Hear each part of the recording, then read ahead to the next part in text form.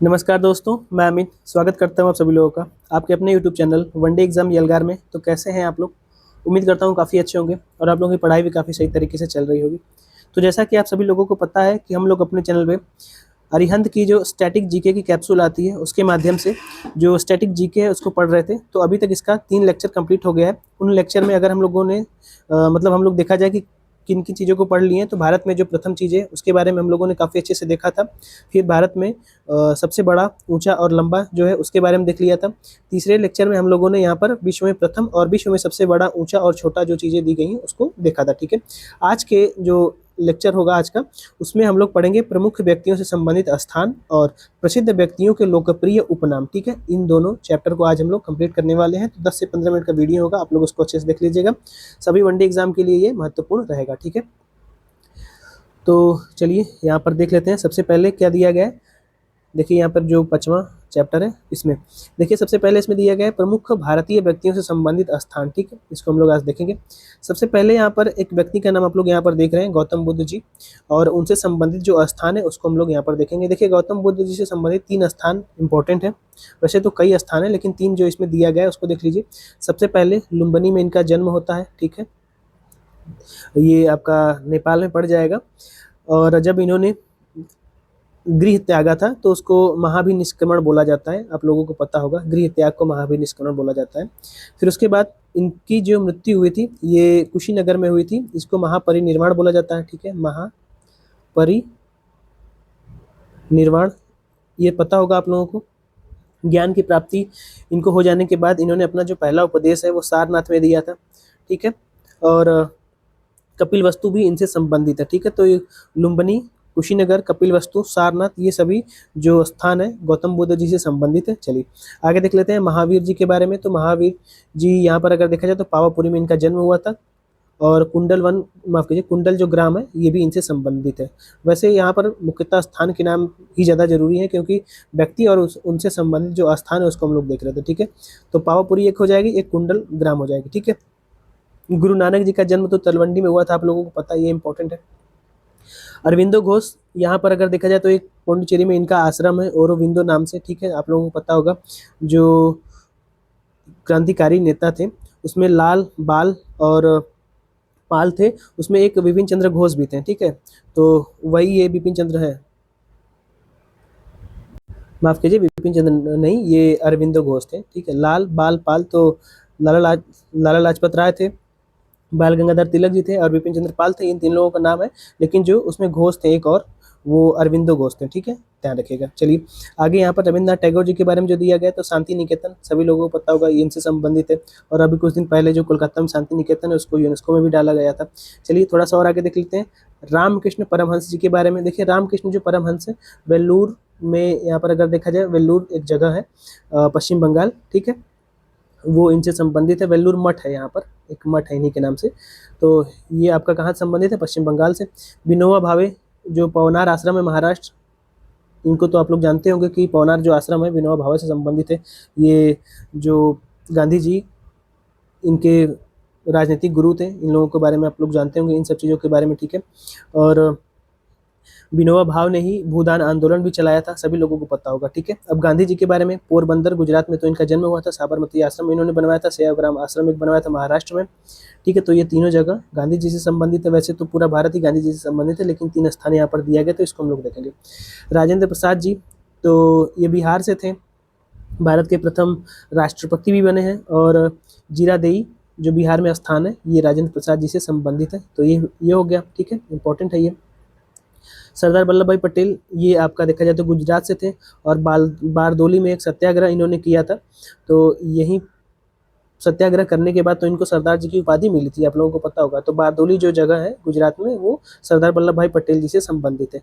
नेहरू जी के बारे में त्रिमूर्ति भवन, ठीक है, और आनंद भवन, ये दोनों भवन कहाँ पे हैं इसको कमेंट करके बताइएगा। ठीक है, आपके आसपास ही होगा ये, जहाँ आप रहने वाले होंगे। ठीक है, चलिए और आगे देख लेते हैं प्रमुख विदेशी व्यक्तियों से संबंधित जो स्थान है, जैसे कि ईसा मसीह, तो इनका जन्म यहाँ पर अगर देखा जाए तो यरूशलेम में हुआ था जो कि इजराइल में अवस्थित है। और इजराइल तो कई जो मुख्यतः धर्म होते हैं उनका उदय इजराइल से ही होता है, यरूशलेम से। तो ये तो बड़ा इंपॉर्टेंट जगह है। ठीक है, और इजराइल तो हमेशा चर्चा में भी रहता है। और मोहम्मद साहब, इनका जन्म सऊदी अरब में हुआ था, मक्का में। ठीक है, तो इनको भी ध्यान रख लीजिएगा। सिकंदर जो हुआ था ये आपका ग्रीस का था, ठीक है, मैसिडोनिया का, और बेबीलोनिया इराक में जो स्थान है ये आपका सिकंदर से ही संबंधित है। तो नेपोलियन बोनापार्ट ये आपका देखा जाए तो फ्रांस का था और कोर्सिका इससे संबंधित है। वाटरलू भी एक जगह है फ्रांस में, मतलब कि फ्रांस ही आपका देखा जाए तो नेपोलियन से संबंधित है, ठीक है। तो ये चीज़ें होगी और आगे बढ़ते हैं प्रसिद्ध व्यक्तियों के लोकप्रिय जो उपनाम है उनको देख लेते हैं, ठीक है। तो सरोजिनी नायडू ये भारत की कोकिला इनको बोला जाता है। अब भारत की कोकिला यहाँ पर आप देख रहे हैं सरोजिनी नायडू को, और लता जी रह गई, तो लता जी के बारे में तो आगे दिया ही है, ठीक है। स्वर जो कोकिला होती हैं यहाँ पर अगर देखा जाए तो स्वर कोकिला लता मंगेशकर जी को बोला जाता है। और आगे बढ़ते हैं थोड़ा सा तो मदर टेरेसा के बारे में थोड़ा देख लेते हैं। इनका निर्मल हृदय, ठीक है, इनको निर्मल हृदय वाली महिला बोला जाता है मदर टेरेसा को, ठीक है। चाणक्य ये तो भारत के मैकियावेली इनको बोला जाता है। चाणक्य का नाम आप लोग काफ़ी बार सुने होंगे, ठीक है। तो ये हो गया। और महान जो कवि कालिदास हैं इनको भारत का शेक्सपियर बोला जाता है, जो कि यहाँ पर अगर देखा जाए तो एक राइटर थे शेक्सपियर, ठीक, यूरोप के। लता जी के बारे में हम लोगों ने देख ही लिया। समुद्रगुप्त इनको भारत का नेपोलियन बोला जाता है, ठीक है, समुद्रगुप्त को भारत का नेपोलियन बोला जाता है। और आगे बढ़िए, दादा भाई नौरोजी जी इनको grand old man of India बोला जाता है, ठीक है, ये एक छोटा सा फैक्ट है, आप लोग उसको देख लीजिएगा। मदन मोहन मालवीय जी को महामना बोला जाता है, और महामना नाम से ट्रेन भी चलती है, ठीक है, बनारस के थे ये लगभग मुगल सराय के आसपास के, ठीक है। और आगे देख लेते हैं जगजीवन राम, इनको बाबूजी बोला जाता है। और भारत जब आज़ाद हुआ था तो ये श्रम मंत्री भी बने थे, ठीक है, श्रम मंत्री भी बने थे, इनको थोड़ा सा आप लोग ध्यान रख लीजिएगा। ईश्वर चंद्र विद्यासागर, इनको विद्यासागर बोला जाता है। इनकी महानता के बारे में तो आप लोगों को पता होगा, ठीक है। नैतिक शिक्षा जो विषय होता है, बचपन की जो किताबें होती हैं उनके बारे में काफ़ी अच्छे से यहाँ पर 1-2 चैप्टर दिए गए हैं, तो आप लोग उसको पढ़े ही होंगे, ठीक है। ये हो गए। और चक्रवर्ती राजगोपालाचारी जी, इनको राजा जी के नाम से बोला जाता है, ठीक है, ध्यान रखिएगा। चलिए और आगे बढ़ते हैं।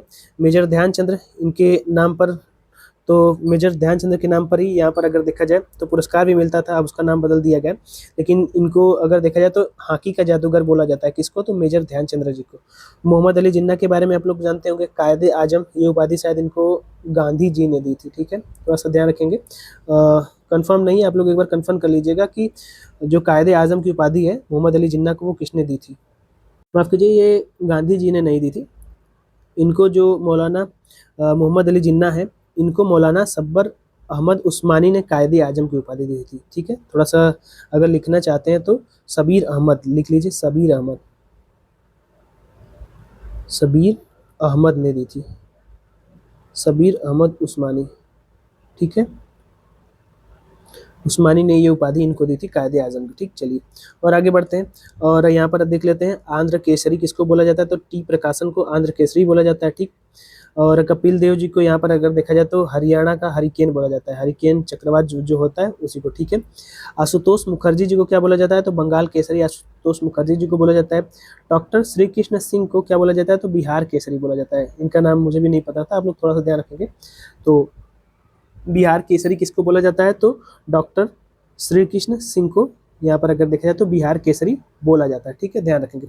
और आगे बढ़ते हैं। पंजाब का टैगोर, तो यहाँ पर अगर देखा जाए तो पूरण सिंह को पंजाब का टैगोर बोला जाता है, ठीक है, यहाँ पर आप लोग देख लीजिए, पूरण सिंह को पंजाब का टाइगर बोला जाता है। शेख अब्दुल्ला को शेर ए कश्मीर बोला जाता है, ठीक, इनकी उपाधि है। कर्पूरी ठाकुर जी जननायक थे, ये बिहार से थे, ठीक है, बिहार से थे, अभी इनको भारत रत्न दिया गया है, इनके बारे में भी आप लोग जानते होंगे। नीरज चोपड़ा यहाँ पर अगर देखा जाए तो सरपंच बोला जाता है, ये हरियाणा से है। और भाला फेंकने में यहाँ पर देखा जाए तो इन्होंने प्रथम गोल्ड मेडल हासिल किया था भारत की ओर से। और अगर यहाँ पर अगर देखा तो संदीप सिंह कौन है, तो संदीप सिंह इनको फिलक्कर सिंह बोला जाता है, ठीक है। तो थोड़ा सा आप लोग इनके बारे में ध्यान रखेंगे। चलिए, तो मुझे लगता है कि 10 मिनट का वीडियो बना, आज 2 ही चैप्टर है, अब जो अन्य चैप्टर है उसको हम लोग अगले वीडियो में जो है कि कंप्लीट कर लेंगे, ठीक है। तो अगले वीडियो में हम लोग यहाँ पर देखा जाए कि क्या पढ़ेंगे, तो विश्व के प्रमुख देशों से संबंधित जो फैक्ट है उसको देख लेंगे, और विश्व के प्रमुख देशों की राजधानी और मुद्रा देख लेंगे, ठीक है। ये दोनों हम लोग अगले लेक्चर में कंप्लीट कर लेंगे। तो आज का जो लेक्चर है बस यहीं तक रखते हैं, मिलते हैं किसी और वीडियो में। धन्यवाद।